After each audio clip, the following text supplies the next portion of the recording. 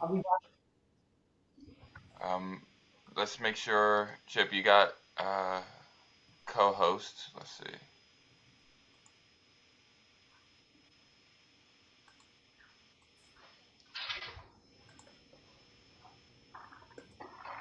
Uh, Joe, can you make Chip co-host? um, I'm gonna work on that, but right now we can see him on the big screen. Okay. I just slides and stuff. Are you able to share everything, Chip? I'm gonna try to. I can forward it to you if you want me to. Try and share and we'll see if it works. Or would you rather forward it to me?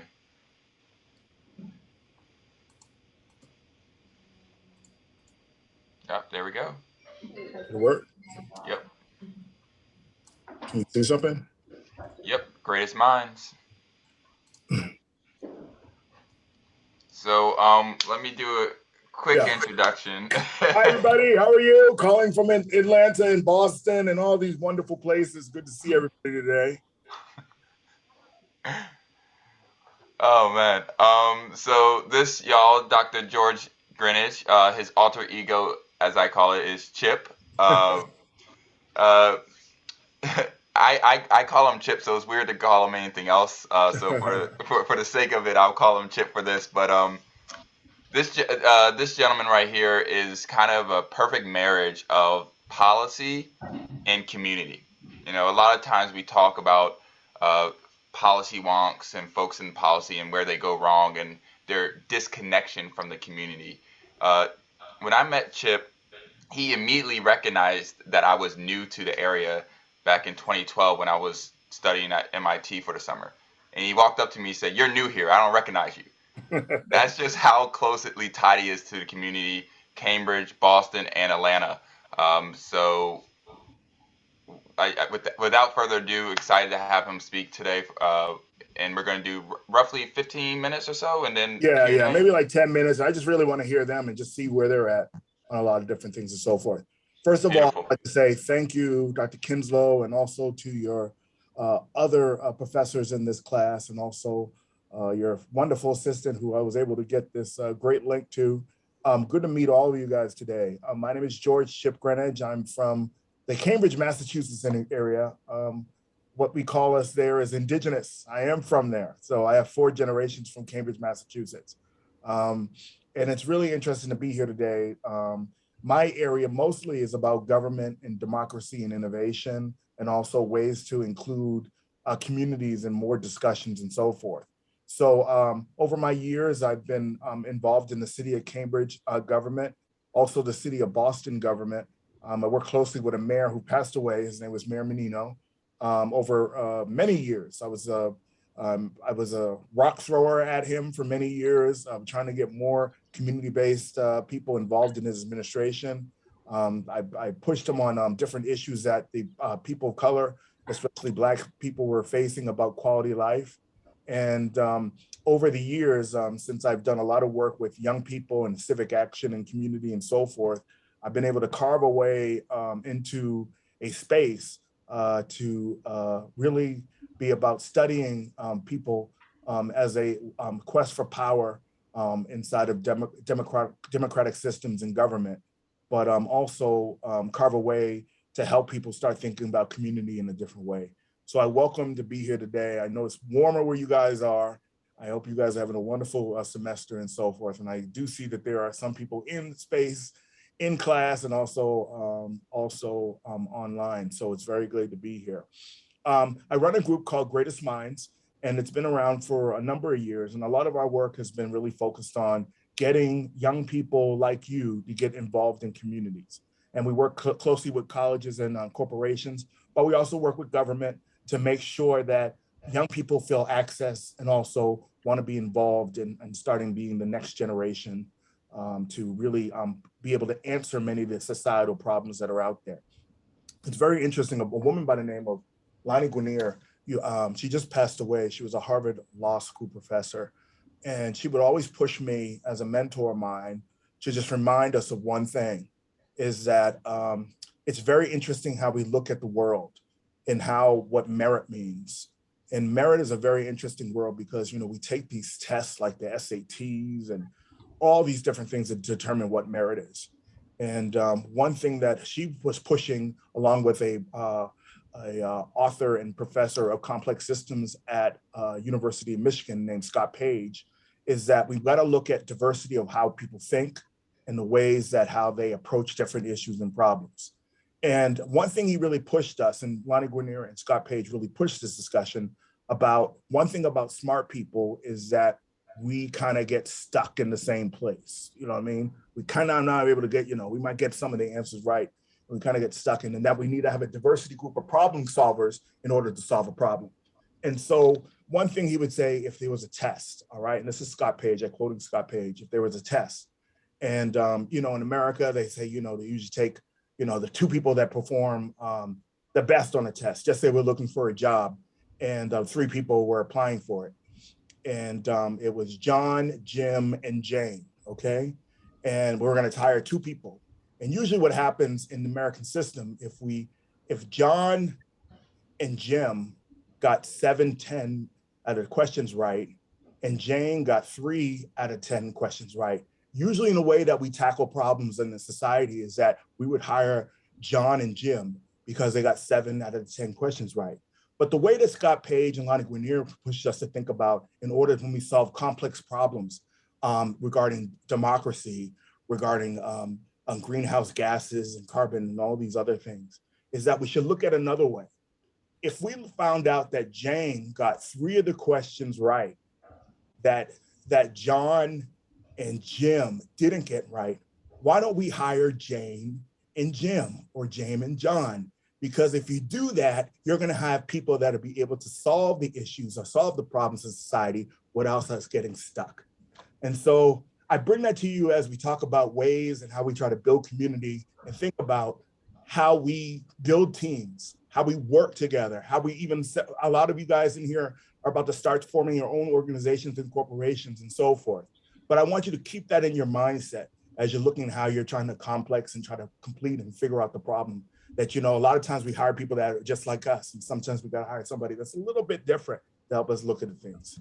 So let me go down to a couple of my slides. Is what is Greatest Minds?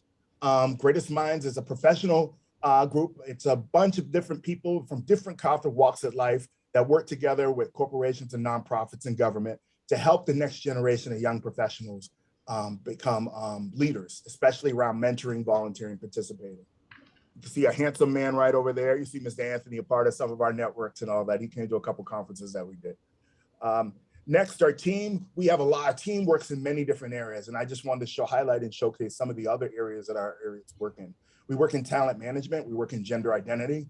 We do recruitment strategies such as diversity, equity, inclusion, race and identity, and also corporate structures. But today, I wanted to really focus some of our stuff is on case studies about the 2 cities that I love, Boston and Cambridge, okay? I grew up in Cambridge, Massachusetts, and that's the home of Harvard and MIT, little friends of yours, or little, how you wanna call it, and so forth. But really wanna just talk about a really quick discussion about innovation, workforce development, and democratic governance. Now, this year, I'm brought on by Harvard Kennedy School to be a visiting fellow in the areas of democracy and innovation.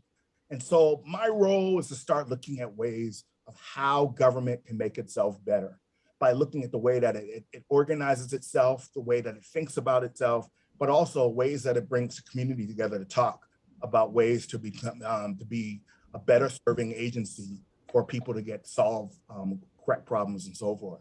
So today I wanted to talk to you about 2 places. One is the city of Boston, and how the new mayor and the city council are working at the local level to do some clean energy and climate control and discussions for urban communities. But I also want to tell you about a story about innovation. The city that I'm from, Cambridge, Massachusetts, has been considered the most creative square mile on the planet. Can we say that? The most creative square mile on the planet. And it's interesting how government was one of the avenues to make that thing happen. And as we look at the world, as we look at things, we heard all these things called live, work, play. Have you heard of that term before, people? All right. A lot of that energy started over here on the East Coast in Cambridge, but it trickled all over to Silicon Valley and all those other stuff. But this whole concept where the professor at MIT didn't want to go travel 40 miles to Waltham to actually work in their lab. They wanted to just walk across the street, all right? And then they wanted to go walk home. And so this whole thing about city live, work, play is a whole discussion about how communities are reorganizing themselves in innovation districts and so forth, and how to get more tax dollars and revenue through that. So that's another discussion. I know you guys are interested in that as well, okay? So let me go to the city of Boston and what's going on right now.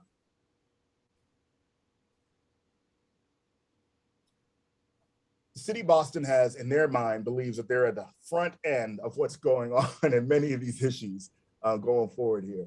And I just wanted everyone to realize is that,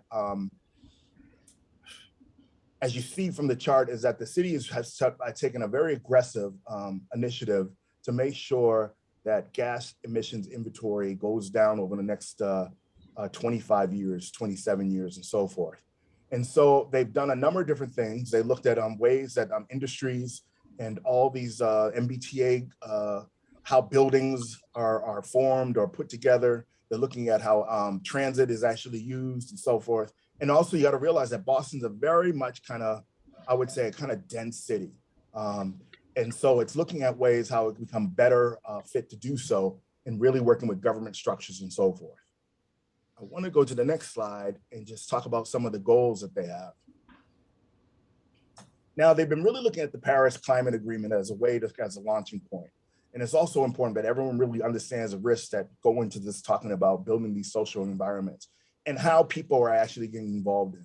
Now, a question that I have for you, and it's going to be pretty much more closer to the end of the discussion, is ways that you think people are trying to get communities involved.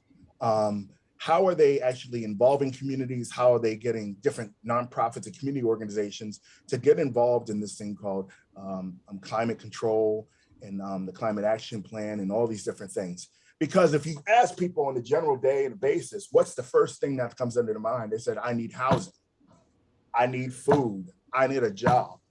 And how do you get urban communities really to realize that this is a very important issue that can really affect our communities going forward? Right now, that the city of Boston's right on the sea line, and it's very interesting right now. We're seeing numbers of, we're seeing that the tide is rising, that, you know, it's coming. It's that we built this whole new neighborhood over the last 15 years called the Seaport. And right now we're realizing that that could be actually underwater in the next 50 or 60 years. So we have to think about ways of how to actually transcend of how we look at how we organize our communities, but also sit around and start working around those other issues. The next thing I wanted to talk to you really quickly about is a discussion about workforce development and innovation. Okay, now just for you to really think about the city of Cambridge, 100,000 people. I think Boston has 750,000 people in it. Cambridge has 100,000 people. And in 1975 or 76, a place called Biogen was really interested in doing something with genetic materials. And I was a young kid at that time. And I remember hearing my parents talking about it, that right down 4 or 5 blocks down the street, that they were gonna do genetic manipulation of materials, and the whole city went crazy. You know what I mean? Oh, you're gonna be doing different things with, you know, with dinosaurs, or you're gonna be doing all these different things with frogs, and you're gonna have 2-headed kids and all these other things. And oh, what's gonna happen? Is that gonna come outside and it's gonna contaminate the whole world and we're all to die? So what Cambridge decided to do was team up with the National Institutes of Health, along with MIT professors and also Harvard professors, to talk as a talk point. They put together a town and gown committee, which looked at different resources of how to make this happen and how not to make it happen, because it's originally gonna happen like this. And what happened through the strong elegance of a mayor, a very common man by the name of Mayor Al Vellucci, is that he decided that with Cambridge, what was going on, and let me give you a little quick history about Cambridge as we talk about workforce development and innovation, is that Cambridge was originally known as an industrial town. So we had lots of candy factories, you know, factories were there. lots of leather factories, candle factories, and all that. But you guys know what happened in industrialization is that a lot of that started drying up in the 60s and 70s. And so we have these huge factories with nothing in them. And also at the same time, I live by a block away from this area, which was called Kendall Square. And Kendall Square was a very interesting area because it was laid all the way up. There was nothing there. It was just totally like a good mile of just nothing. And originally, what that space was supposed to be for is that, as you know, President Kennedy was the president in the 60s at the time. And what his promise was to Massachusetts, and you know you take care of your hometown first, was he's about to build NASA there. NASA's about to be there. And what happened when he was assassinated, the new president said, you know what, we're gonna move that to Texas. And so that's where the new center was at. So we had this huge piece of land that was just sitting there empty, ready to be used for something that hasn't been used. And so when these different kind of conundrums came up with the city, remember, what's the city's main thing they're trying to do is keep the residents happy, but also tax base. You gotta get the tax base up, okay? That's the main thing you gotta do. And so they were looking at ways of how to increase their tax base. And so they were able to do something really interesting, is that they were able to bring together an ordinance that was able to make sure there were strong scientific guidelines that were in place to make this the first city in 1977 in the world to manipulate genetic materials. There was a lot of community pushback. There was a lot of community discussion. And if I want you to do after this class is I want you to Google the most creative square mile on the planet. And I want you to see all these pictures of Kendall Square to pull up. And so I really want you to think about these things as we go on, as we talk about the next issues, about communities, about how to engage politicians, and how to make this thing actually a way to build a better infrastructure, how we solve our pressing problems in the world. Okay, here's a quick picture of beautiful Cambridge and also a picture of Boston. And just a really quick, I'm sorry, the last one's really fuzzy, but it's just showing you some of the buildings that are over there and the biotech companies that are over in that area that are building and building and building and continuing growing and growing. And you got to realize is that, you know, if you look at, you know, what usually happens is school districts, you look at the property baseline and so forth. In Cambridge right now, I mean, my house that my parents bought in 1970, they bought for $20,000. That house right now is worth $1.3 million. Hello? $20,000 house and now worth $1.3 million. Amazing, huh? All right. And that's what? Zip code, zip code, zip code. And another thing you want to know where you know, a lot of your parents think about where you're going to put your kids to school. Cambridge right now has per pupil in public school, $30,000 per kid in public school. That's a lot of money. Usually average is like 15 or 17,000. $30,000, that's a private school education. So I want you to really think about how all these things tie together, about workforce development, about location of where businesses are, but also the responsibilities of cities to be responsible to make sure that, that the climate control and all these different things are very important in the head of discussions. And so I know the concept today, distributive equity, procedural equity. And some questions I have for you guys is, what strategies would you involve to get community involved as stakeholders? How would you engage locally city councils and mayors to be involved strategically as partners with your nonprofit or corporation, the ones that you are gonna make, because I know there's some smart people in the class. And then the next thing is, how would you involve media and other groups and organizations in your plan? So these are all integral as you try to figure out ways that we can make our cities better and stronger. And guess what? It's not going to be my generation. I'm now 50. It's going to be you guys in this room that are going to hit those questions and knock stuff at the park. So I'm here just, I know it's a very short presentation because I know you guys have lots of other stuff to do today, but I'm just here just to welcome you guys and just ask questions about my work as someone that worked in as a president, worked as the chief of staff for the president of Boston City Council, and other many government positions about how this all works. Because the thing is, you got to be really careful. If you go to the mayor or you go to a city councilor, you're going to have to decide, how do you want to get this legislation thing to go through? Because if you pick the wrong, it can get dead and cut, or you pick the wrong partners, it can be dead and cut. So right now, I just want to just share, I think we have like good time for like 5 minutes of question and answers, Anthony. Yeah, that'd be good. We can go a little bit over too if it gets if they get too excited. All right. I love these discussion questions, and actually, we may be thinking about pulling some of these for the propulsion this week, y'all. So, but right now, you got Chip here, who, like you said, he's been in these places. I'll start it off though, and let everybody else think about a question. What was while you were working in government and on the local side, what was a time where workforce came up and it was like you said, oh, they're not handling this well? Keep on going. Give me another sentence or two on that. Yeah, so workforce development, kind of trying to, whatever the industry is, obviously clean energy would be nice, but if there was another situation where there was a situation where there were a conversation about workforce development and how we can implement that, and you had red flags going off. Oh, I'll tell you quickly. I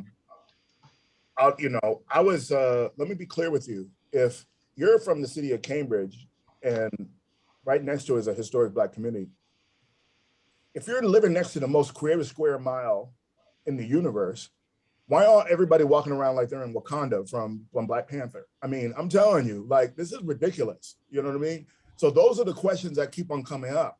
And I want to be clear with everyone in here is that there were some partnerships that were available in my high school. I went to the public high school there. And it was interesting. I used work, let me tell you guys, in 1985, I know a lot of you weren't here, right? But let me just tell you, minimum wage was $3.35 an hour. You guys know that? Can you hear that? Everyone, you awake? 35 cents an hour. I worked at McDonald's in Central Square. Anthony ate there before, all right? That's where I worked when I was 15 years old. However, the school made a partnership with Polaroid Corporation, which was down the street, all right? At 15, I went to be an engineering intern to make $15 an hour in 1985. 15 years old, 40 hours a week, 8 weeks. I was balling, okay? Think about that. I have more money than I can do with. But think about it. If you lived in that area, why aren't there in a small city with 100,000 people, with a high school with over 2,000 students, there should be no problem. Money should not be the issue right there. The links and networks should already be there. So workforce development has always been the problem, the issue when all these big biotech companies and resources and new companies come in the door, is that, this hand doesn't talk to this hand. And the problem there is that government has to be the agency to put strict regulations to make sure that their citizens are getting the resources and the first hookup when those things go down. All right, open it up to questions for anybody else, or anybody want to throw out a suggestion and see if it's a good to see if it's a good idea or not, or how it could go bad. We have remember tax revenues, and think about it, and you guys know this issue all the time with Stanford. The community is saying, listen, we let Stanford off the hook. Free tax revenue, the university and all these other things. Questions that come up and now in the neighborhoods and discussions is like, should these universities be giving support for university as being a place for higher education? Why aren't they giving more support for the community residents to go there and participate and be involved in committee and discussions and so forth, of building the town and gown and so forth?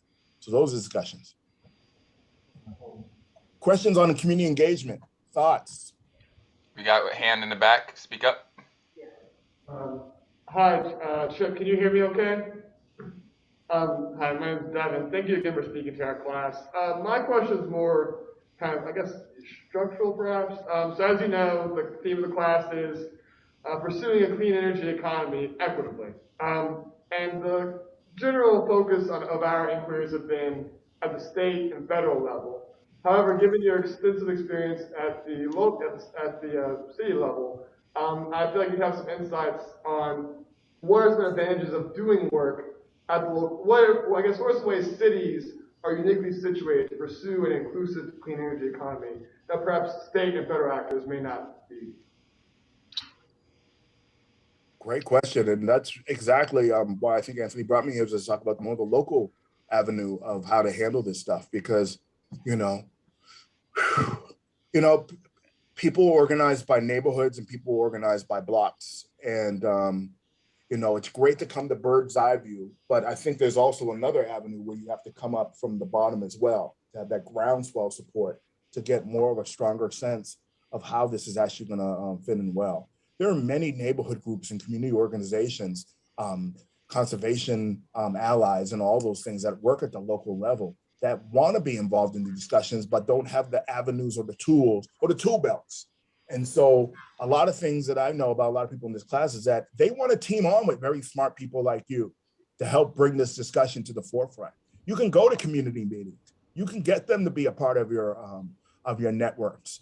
You can share resources and all these other things. So it becomes more of a groundswell to be able to have a larger community discussion, especially in our urban neighborhoods, where this might be the number one or number two.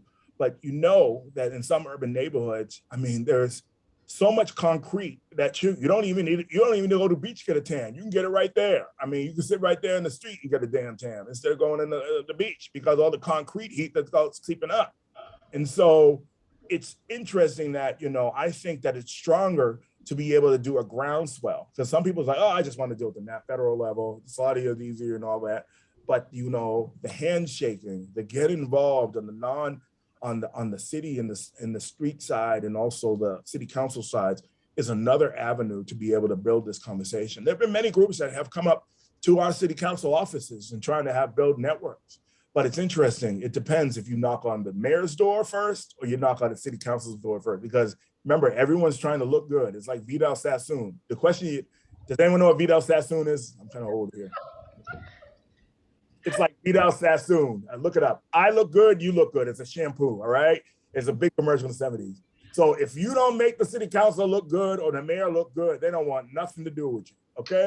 So I really want people to get that in as you look at the different pieces about why people should partner with you. You're supposed to help people help these politicians look good and be knowledgeable about these issues and be able to set track and be able to get some larger resources. But also you got to realize too, is that federal resources have the big bang for the buck, but the local agencies are able to control regulations from local things such as the travel patterns, ways that people look at highways are built, and all those other things are very important. How schools are built, how buildings are built.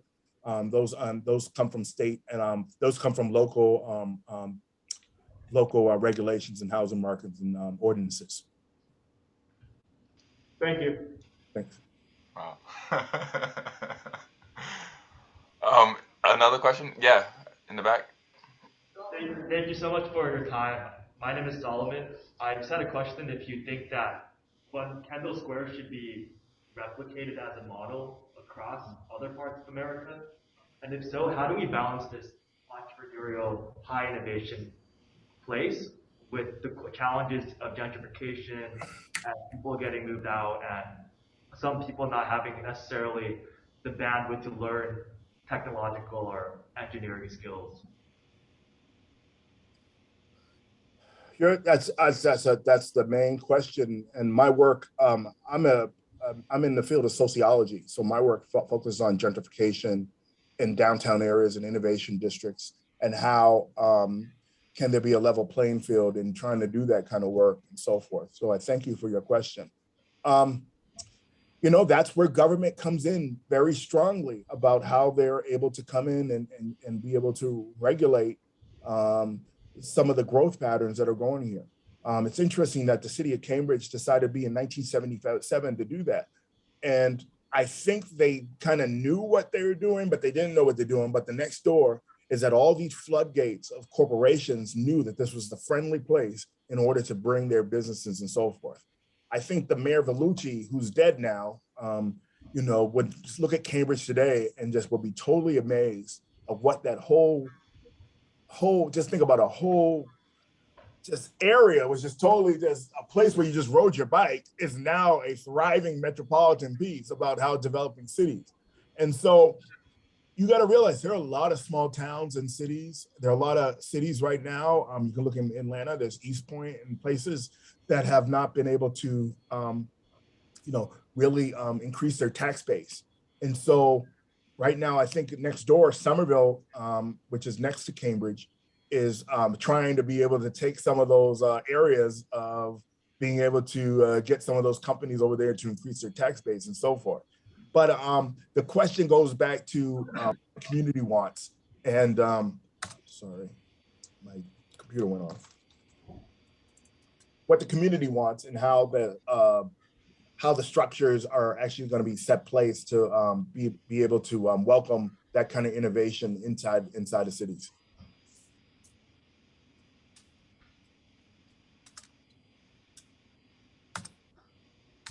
Hello?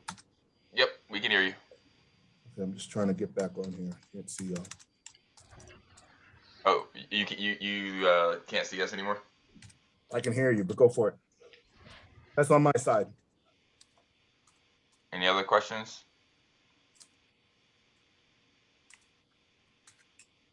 Buddy, Alan, I know y'all are online and give y'all a chance. Good. All right. Well, we hit our time anyway, so this is great. But so Chip, thank you so much for the time and being a resource for this class. Please, anyone can call me. I'd love to hook you up with something. Maybe be able to. Anyone wants my information can link you up with some of the local players here as well, especially in the innovation districts as well. We have a lot of people that are hosting different startup companies in areas as well. Yeah, Chip's network in policy. I mean, you got an Arkansas's gubernatorial candidate, and just it's wild. So definitely take him up on that if that's something y'all interested in. He also shared a bunch of links that we'll put out in an announcement that allow you to take a look at some of the things going on in Boston and Cambridge as well from the clean energy perspective. Chip, before we give you kind of a round of applause, are you going to stay on a little bit longer and hear what folks are talking about? Or you... Sure. I'll stay on for a few. All right. So real quick, though, to close out, let's first give him a round of applause. Thank you.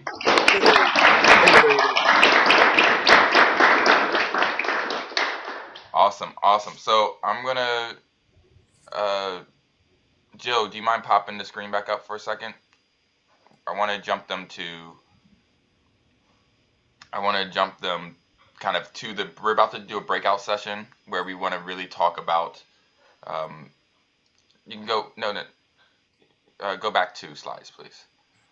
So within this breakout session, I want the first 5 to 7 minutes being about what you just heard and how does that relate to your readings, right? And so I wanted to bring up a few things from the readings and how I tie some of the things, right?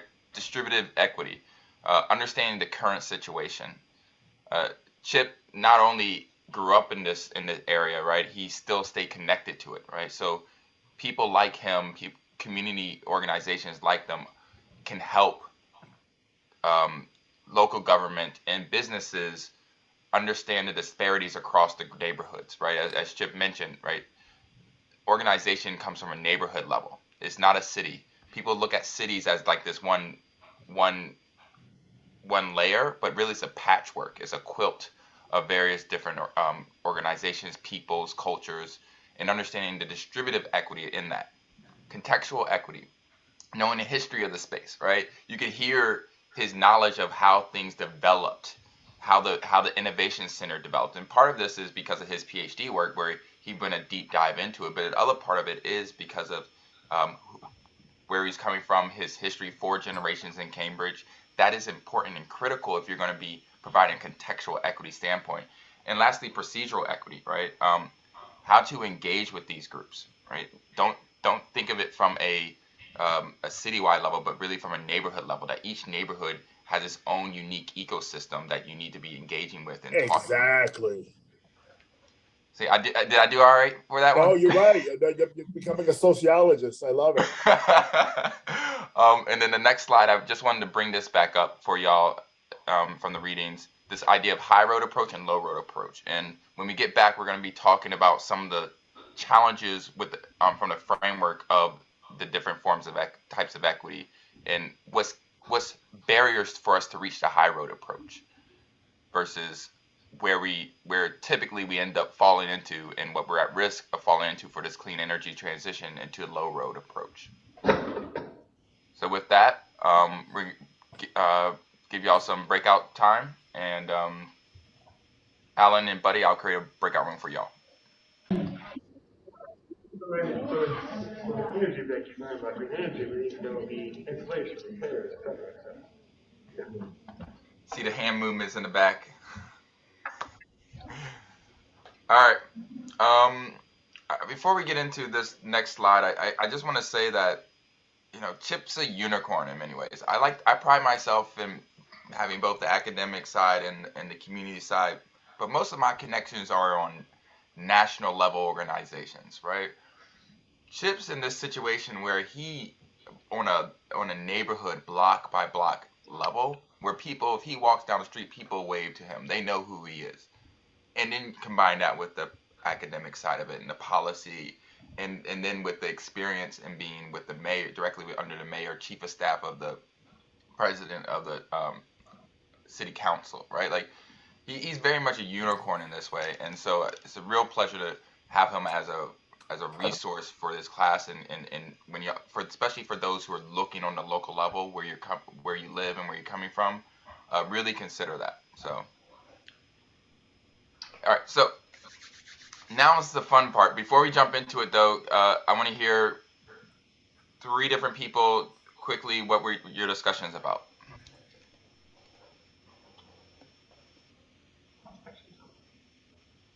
We'll start here with Alan and Buddy. One of y'all. Yeah, one thing we started brainstorming about was the connection between the public policy considerations reading and Chip's emphasis on community level organizing. One thing I was musing about was as jobs are inevitably shifting towards employers that are very large nationwide, like Walmart or other types of retail and franchise companies, how does that really affect the relationship we have with our community, and how does that tie into labor and our ability to organize in the community? And we started thinking about some solutions, like really searching for more like civic or social engagements that lie outside of labor, and kind of pushing beyond the bounds that are established in the reading, beyond that tie to labor to more of the community as we try to like face the inevitable reality of some types of employment in the US. Nice. All right, someone in the classroom. Go ahead. We were talking a lot about the just transition reading and how honestly a lot of this class is based on community organization and how this is such a fantastic, like it seems like it solves so much, but it also feels like just on a national level in the United States that the community in a sense has never been weaker in a way with like technological advances. It's so easy to find like-minded people. I feel like people don't know their neighbors as well. Robert Putnam's an American philosopher that's talked a lot about this and like bowling alone, and we're just sort of thinking larger scale of if our community's kind of up for it in a way, especially as things become more and more digital, and like getting to know people and seeing people face to face becomes harder and harder and harder. Nice. Yeah. What's ironic about that is you go to those places, kind of those sacrifice zones, right? Which are most burdened, most marginalized, most hard hit from pollution and other things. That a change that you're speaking to is lessened, right? So it's this irony that the solutions of community focused in order to get yourself out of this is still stronger than probably what you would see standard neighborhood, because I agree with the internet and social media. The newer is less and less who's right next door to you, right? But in those communities, you still see it's a very strong ties there. One more person. Omar. Yeah, one thing I wanted to talk about the whole presentation for Chip was how he didn't forget where he came from, and I think that's something that's really important for every community. I feel like a lot of people kind of like succeed and forget where they come from, forget the problems that they faced when they were younger. And having someone that grew up in the same community he's trying to upgrade feels like it has a greater impact. The chip has now many connections that he can use, and he can explain exactly what's wrong and what wasn't done well in his own community. And I feel that's something amazing. That was just a comment, wasn't a question. Nice. Thank you. Thank you. All right, Joe, we're ready to jump to the demographics. So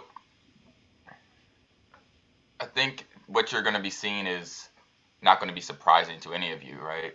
But what we're seeing is that the fossil fuel workforce, a mirroring between the fossil fuel workforce and the clean energy workforce, where there's still a severe lack of diversity. In particular, I want to highlight the Black and African American group, where it is one of the only groups that are underrepresented within clean energy versus the overall U.S. labor workforce. If you go down these two columns and you look at this, every other group except for Hispanic and Latino is almost the same, where you see such a drastic gap there, right? So my question to the class is, what challenges can arise when you have when you're lacking a diversity within the clean energy workforce?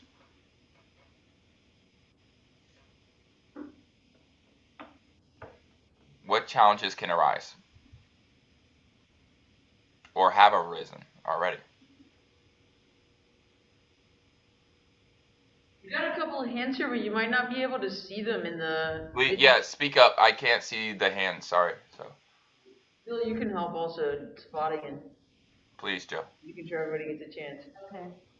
I don't know who raised their hand. Just speak up. Yeah, I think one example we see is the disparities in solar installations. It can lead to gaps in market penetration, or I think a less consumer way to put it is disparities in who receives these services. Because those people, either other groups either are not being thought of, or being actively excluded, or disregarded. Mm-hmm. Nice. Who's up next? Just go for it. Yeah. I was thinking that when you have no diversity or very little diversity in the leadership of a company, in terms of where large renewable energy installations go that could have an impact on a community, there's that's going to probably be decided inequitably because there aren't the diversity of people in who's making the decision. Nice. Let's go. Two more. I want two more. Yeah, kind of zooming out again, thinking about the demographics of the urban industrial complex, the demographics that make up colleges and universities and whatnot, and the existing litigation against affirmative action or just like affirmative action-esque policies at Ivy League schools. There's still a host of issues of diversity and inclusion across various institutions, not just in the clean energy workforce, not just in the, in a given workforce, but across institutions and across, various economic groups in the United States as a result of just, I don't know, should the wrong people making the wrong decisions about who to let into these places and these institutions. And so, yeah, absolutely. I'm not here thinking that the issue is exactly with the clean energy economy, but more with the social structures around the clean energy economy that funnel workers into the clean energy economy, but do so very poorly and in a way that's disproportionate for marginalized communities. So absolutely, the structures for the clean energy economy is very much tied, have very similar structures for fossil fuel industry. Um, in my experience, though, the people working in clean energy view diversity with as little connection to criticalness as the fossil fuel industry. That in conversations, this idea of diversity being crucial to success, crucial to your business model, doesn't translate in the clean energy space either, right? So I think that there's these similarities in that. One more person, Rita. Sorry, can I just ask a math question? please. To get like percent underrepresented, you divide clean energy workforce by overall labor force percentage, but It looks like that's what they're doing here. So if you look in the top right box, this says 8% black workers are underrepresented by nearly 40%. And if you look at 13% and 8%, that kind of comes out to that almost. thank you. Mm-hmm. So what I've been hearing from all of you, nope, stick on there real quick. What I've been hearing from all of you is this very much external, right? Where people are going to providing access to solutions, biases that they have. One thing that wasn't talked about was the internal challenges that occur. What happens when you're the only black person in your workforce, in your office, right? What happens when you are even in a position of power, but you're the only one, right? How does that impact the workforce internally? And what I've been experiencing and having conversations with a lot of black folks across the clean energy space is burnout. Especially after the murder of George Floyd, where all of a sudden the big greens really wanted to focus on equity and diversity, and their solution to that was to expect their black employees, what few they had, to do it all without any extra salary bump, while also still maintaining their current roles and responsibilities. And this pressure has been really bubbling up, where people are just sick and tired of being expected to handle an issue that really isn't their issue. Racism isn't a black person's issue, right? Right? It is not. There's Stokely Carmichael has a great quote that about voting rights isn't for black people. When I go to the voting booth and I go to vote, I know I'm a person. I know I have rights. Voting rights are for white people to tell them that I have rights. And so this aspect and this dynamic of when you don't have representation in the workforce, it's not just external, it's also internal. And what does that mean in terms of the desire to be in the clean energy space, right? Next. So we've talked a lot about the Inclusive Utility Investment Program, and in some ways we've really highlighted this as an inclusive and like a revolutionary strategy, and in a lot of ways it is, right? If you recall from our previous class, 478 enrollments, and that increased to 1,000 after a month, right? Just the orders of magnitude of desire to be a part of this program versus a loan program, right? But how does workforce come to play in this? One of the challenges that we're seeing, next slide, is an inability for workforce to keep up with the demand. And we're gonna next class we'll talk. Next class we're gonna talk about the rural aspect of this, but we're seeing this in cities as well, where program operators and utilities are not taking into account all the different types of equity in the design and implementation of inclusive utility investment programs. So, and the result is a stagnation. What does having 1,000 people sign up in a month do if you can only serve 10? Right? And so, and what we've really seen is people who focus, we've seen an increase in focus on distributive equity and contextual equity. That they get. Next slide. The problem has been, but even for some of our allies, is the procedural equity, right? And bringing this back to y'all, this aspect, one of what we're seeing from folks is that they're going straight to contractors, right? And they're skipping the community groups. The result of that is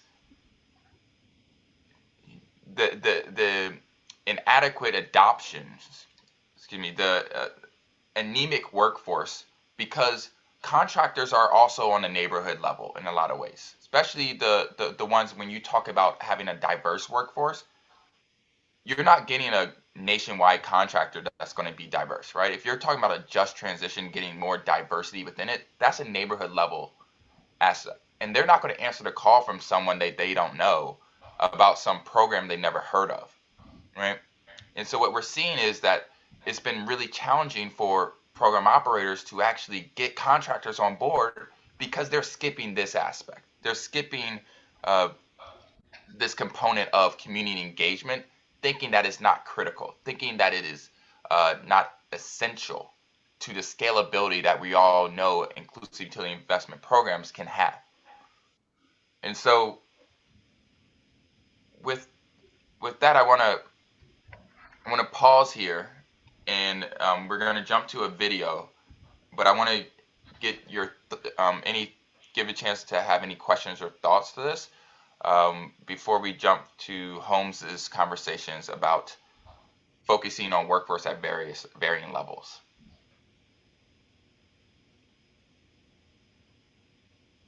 Wait, Joe. I can't see people, so if there's any questions or anything. Any questions, guys? Okay, there's no questions in the room. Can I hit play? You can hit play.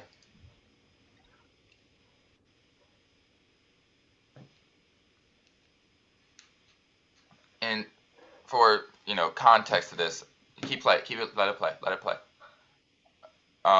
For context of this, I just really like the visual aspect of this. We're only going to play it for another 20-30 seconds, but the visual aspect of how solutions and focus and problems change from perspective. And so you got a family, they're having a picnic, and we see them at this level, right?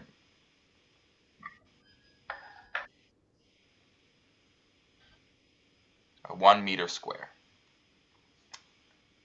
And as you pull out to 10 by 10, right? 10 to the 1, keep going. You start to see the whole park.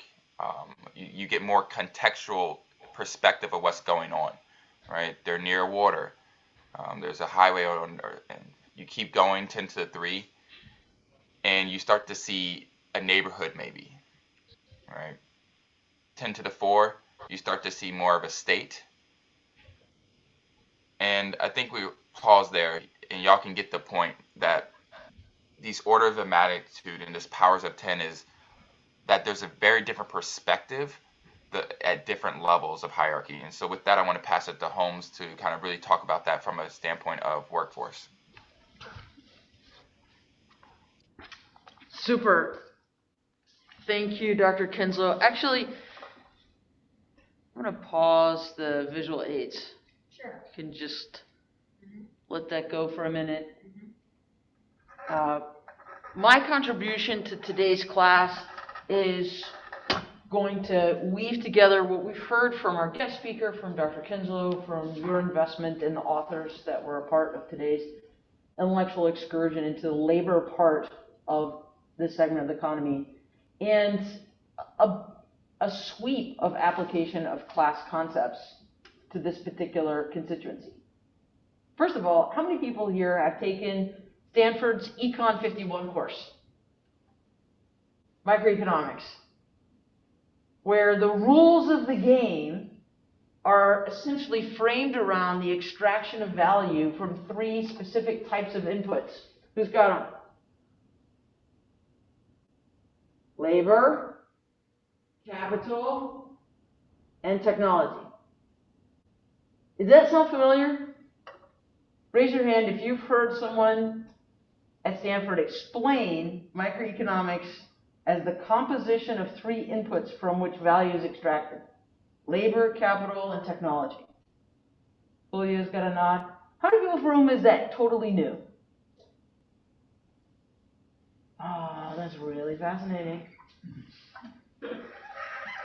Note to self, next time do a little bit of interdisciplinary intro on microeconomics as taught from a vantage point of perfect market theory. But in the organization of labor in the United States and the shielding of investors from risk and liability, we have created these legal constructs of corporations that then essentially have contracts for terms of labor. And the terms of labor are designed to extract value from the laborer. That is the point. And so in the arc of time, over centuries, there has been a massive struggle over the value of labor and who gets to keep its proceeds. In fact, the history of the United States, which is based on the subjugation of labor, and literally laborers as property of institutions in the agricultural sector that were trading labor, is a part of an equity and freedom struggle. You get into the 20th century, and labor history is marked by tremendous organizing force, especially through the 1920s and 30s, where direct action among organized laborers to withhold labor was used as a strength mechanism against owners of corporations shielded from responsibility of the hazards that they would cause. This is what led to the organization of unions that were engaged in a process of negotiating those terms through collective bargaining, where collective bargaining itself is a procedural equity response to the exploitation of labor. And the bargain in collective bargaining is intended to produce a more distributively equitable outcome in who gets to maintain the value of labor. It's for that reason that collective bargaining over decades has produced a separation in the value of labor in the US economy, where you can find the prevailing wages of people who are represented in a collective bargaining process as elevated over those who do not have access to that procedural path for valuing their work. And that is particularly true in the energy sector, where the coal miners were one of the strongest and fiercest labor forces in the 20th century. The coal miners formed the coal workers' unions, and they were tightly tied to the steel workers' unions, and all of them also had relations to the other industrial unions, including those that still represent refinery workers today. Now, in our class, we've assigned for today's reading an essay from the book on energy democracy that really critiques the purpose of an economy that is extracting value not just out of people, but out of every life system on Earth. You listened and heard or read to Michelle Mascarenhas-Swan's essay. She talks about the economy as keeping care of home.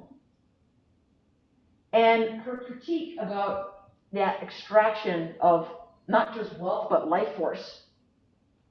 And a critique of that capitalist extractive system in a way that brings us right back to class 3.1, where Professor Dana Meadows is asking us, what are the goals of this system? Are the goals of this system disciplined by the regulations of the Securities and Exchange Commission defending the rights of investors to extract maximum wealth from corporations that are obligated every 90 days to show that every decision they've made have been in the interests of those investors?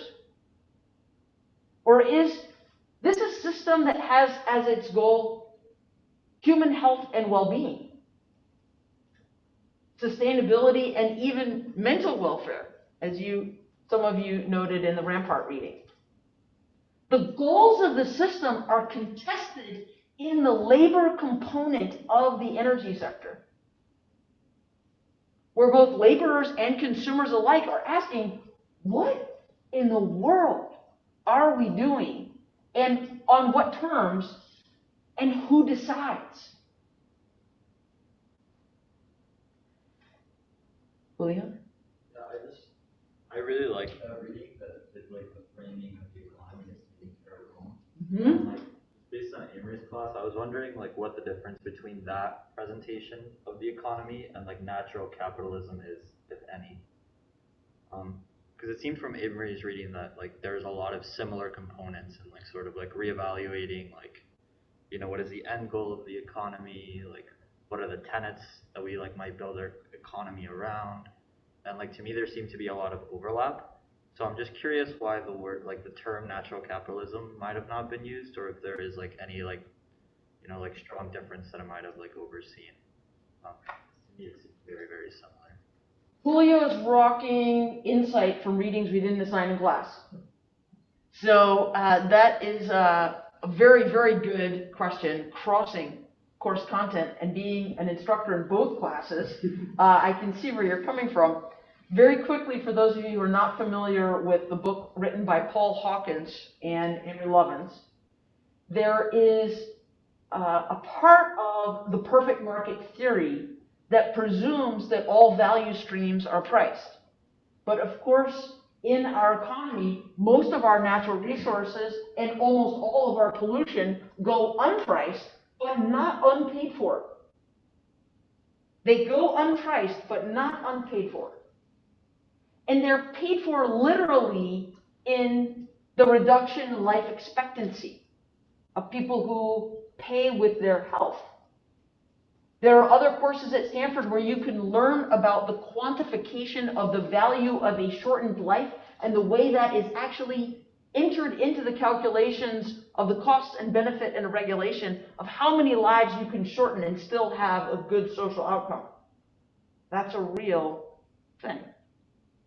So natural capitalism, written by Paul Hawkins and Amory Lovins, was actually soliciting from an audience the obvious question, why shouldn't we actually see this whole system and value its inputs and its outputs based on all of the things that they can provide? But they didn't actually squarely confront capitalism as a framework of thinking where the distribution of resources being as unequal as it is now and more unequal than any time in your parents' lifetime or yours is already an unjust way to start the game. And Michelle and the authors of Energy Democracy are really calling the question on the so-called original dealing of the hand in order to go back to a basic understanding of what are our human rights, what are our labor rights, what are our rights to clean air and clean water, what do we need to stay healthy, and at what point can we stop people from engaging in harm. So they're really different rights-based frameworks based in Paul Hawkins and Amory Lovins on some microeconomic theory that was expanding into the externality space, and Michelle's work with the Movement Strategy Center and Movement Generation in Oakland on a different conceptualization of a regenerative economy. They are not unrelated, but they are very different, and I hope that that diversion has been useful to all of you, even though it wasn't specific to workforce. I need to finish, and so I want to keep motoring forward here. But stay with me, if you will, because I want to explain what has happened to the best of my ability in the quest for an inclusive clean energy economy with some false starts. For example, in the 1990s, it was extremely popular for the fossil fuel industry advocates to disclaim the claims that were made by climate action advocates by saying whatever you're thinking about doing is going to cost a gazillion jobs. And here's my model, my general equilibrium model of the economy that says that if you cut this much fossil fuels out of the economy, you'll produce this much job loss. And then somebody who's from an economics department someplace else would say, oh, but my general equilibrium model says that that's just a fraction of a fraction, and it turns out to be just a thumbnail, and it's really not a big deal. So you get into these conversations about the order of magnitude of job impacts that is really a quantity argument. How many jobs are lost over here? How many jobs are created over here? That went on for at least a decade. And it was a huge professional preoccupation to just calculate size numbers. But this completely obscured the actual equity concerns. In fact, it was playing into a utilitarian framework of the greatest good for the greatest number by John Stuart Mills, without regard to the distribution of those impacts. It was a debate among economists and politicians about my model versus your model and the number of jobs that would be lost and won in the war. The problem with that is, of course, that the jobs are geographically specific to place, and that there are constituents in each place, and the concentration of those jobs creates polarization. So when a coal power plant closes, door knocking in the neighborhood with consolation prizes that says, hey, I've got an insulation truck outside and you can go blow insulation into the walls of every building in this territory, is no consolation at all. Just a cause for grief and indignation. Because it's not only a mismatch in the job quantity at that point, it is also a mismatch in the job quality. Because the jobs that have been dislocated have actually been a product of a history of struggle around equity. And the gains in distributive equity in the labor force of the fossil fuel economy are greater than they are in the clean energy economy today.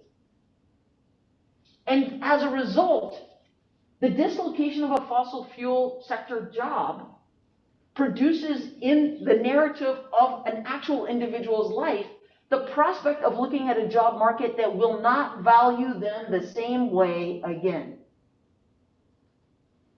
So, what are their options?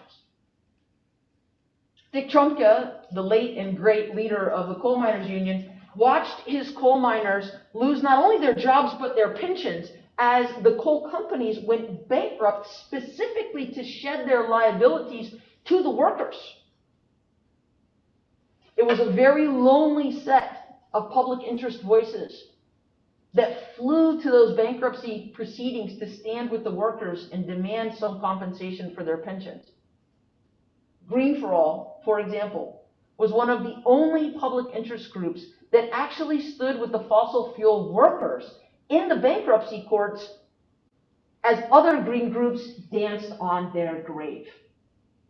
And even in books like All That We Can Save, Marianne Hitt, a vaunted leader of Appalachian Alliance and then a leader of Sierra Club, dances on the grave of the coal power plants and the coal companies, but did not actually have a very good narrative on a just transition for those workers, whereas there was more emphasis on a just transition for the communities in which those workers lived.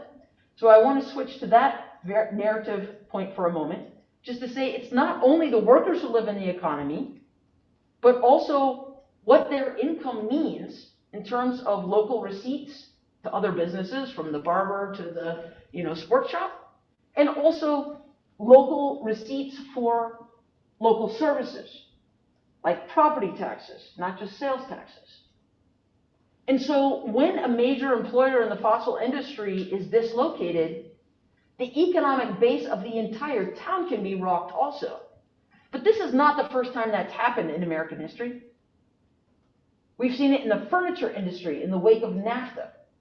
We've seen it in the tobacco industry in the wake of the tobacco settlement. You've seen it in the steel industry after the tariffs were broken. There are theories and practices for community economic dislocation, but applying them in the fossil fuel industry has been a real struggle. The Just Transition Fund is a place that you can go for more of those examples. But because there hasn't been a state-based uprising of general attorneys demanding a tobacco settlement, because, well, at the moment, the petrostates have attorney generals that are still fighting for the fossil fuel employers and not actually ready to settle. And the workers are the ones that are most at risk. So the federal government steps in with energycommunities.gov, which you all visited. And some of you asked, like, where did all this money come from? Energycommunities.gov is a dashboard that has nothing more than the money that was already there. In fact, it was posted before the Infrastructure Investment and Jobs Act was enacted. So it was a summation of all of the facilities available across all of the agencies that could offer a community something like a lifeline to transition. But those particular facilities weren't being widely used before because they had embedded barriers in them. It's not easy to get a federal loan or to organize yourself for a community development program that would qualify against the competition at the Department of Commerce's Economic Development Administration. So the energycommunities.gov dashboard is impressive on the one hand, but for people who have been trying to save their town, it looks like yesterday's buffet rehashed on the counter. Like, well, wait a second, these were the same programs we had under the Trump administration. They've just all been linked to a portal now. Well, what's the actual change in policy? So the Infrastructure Investment and Jobs Act was an opportunity for the Biden administration to add some additional provisions. There are a suite of four or five that I want to bring to your attention. One is that in using public spending, it is possible to tie conditions. One of the most famous in federal policy complex is the Davis-Bacon Act, which is the requirement that if there is work that is being performed with public dollars, that the payment for the wages needs to match that which is prevailing in the economy. So it's called the prevailing wage conditions. And prevailing wage conditions were a tremendous challenge during the Recovery Act era.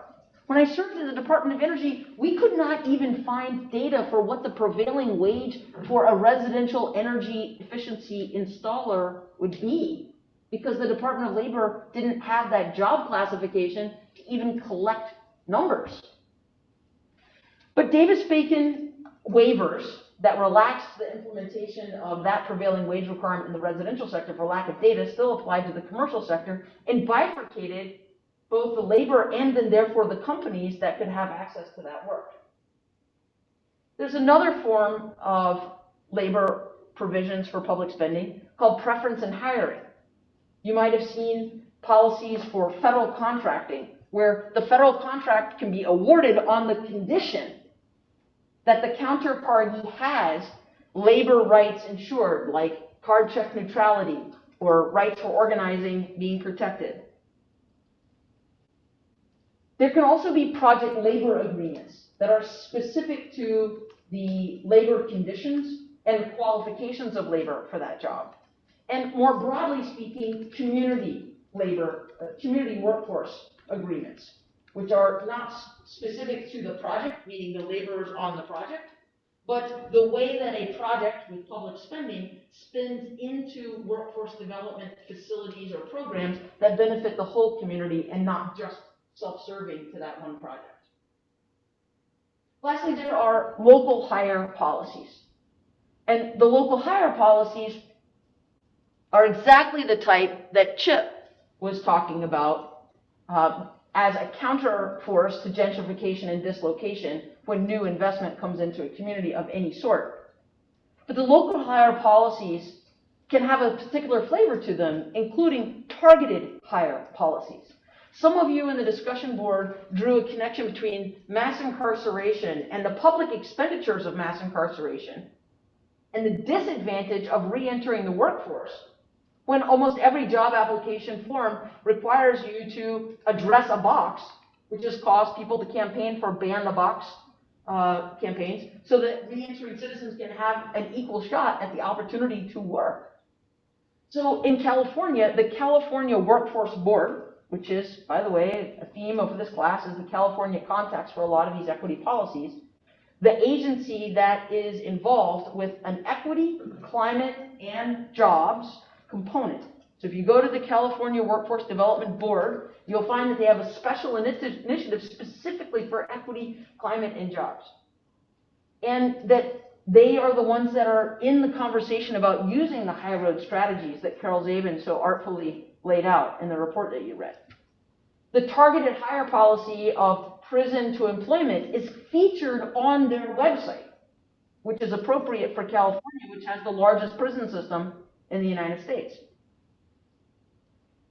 The labor intensity in the clean energy sector is by far and away highest on the demand side of the grid. Meaning everything that you can think of that's connected to the clean energy economy that is on the customer side of the meter is more labor intensive than on the supply side of the clean energy sector. That is particularly important and incredibly difficult to deal with, because within the real estate sector, the number of buildings that are residential is higher than the number of buildings that are commercial. And since virtually all buildings need some type of investment, from efficiency to electrification to demand response or transportation electrification between now and say 2045, and the number of buildings that are residential outnumbers the commercial ones, then we call the question, who is going to be investing in the development of a workforce to go and serve all of those buildings in a sector of the economy that is notoriously difficult to organize? Just ask the Domestic Workers Alliance. So when you think about the challenges of both creating jobs for the clean energy economy, for essential work, for upgrades we've already studied in this class are essential for energy assurance purposes, then you think about how you're going to think about the policy framework for supporting people who are entering that labor market, knowing that it is the least protected, the least rewarded section of the labor component of the clean energy economy. Things get very, very difficult. Holmes, I want to do a time check. It's 7:02. Can I give it one last comment, Anthony? All right. What I want to call your attention to is that from the very first day of this class, we read reports addressed to the heads of state that gave them fair notice that the days of fossil fuel pollution should be numbered, and that equity had to be a fundamental consideration in the path from here to there. And when we think about 100% solutions, and we've been thinking about that from a demand side perspective of how do we make sure that everybody has access to these clean energy upgrades, make sure that we keep in mind the flip side of that, that 100% of the people that are employed today in the fuels economy, the fossil fuels economy, would not be rewarded for that labor when fossil fuels are abolished. And that is the crux of the call for a just transition and need for a policy that recognizes and repairs harm and hazard from the dislocation of the economic stability that families and communities in those places have enjoyed. In our class, our readings that relate to energy justice, including recognition, procedural equity, and distributive equity, bring us to think again about levels of intervention all the way up to the goals of a system. And fundamentally, shaking to our core, ask us, what is the purpose of our enterprise in fueling the economy, and what will the terms of labor be in the new economy that's remade in the energy sector? Those were the remarks that I prepared for today. I know I went over. Anthony, I think I will take the comments about our drafts and put them into an announcement to save time. That sounds good. I will just close out on my end and say thank you all for always being engaged. Really did enjoy the discussion channel as well. So just wanted to second Holmes' statement. Thank you, friends, for your patience and your engagement this evening. The two of you who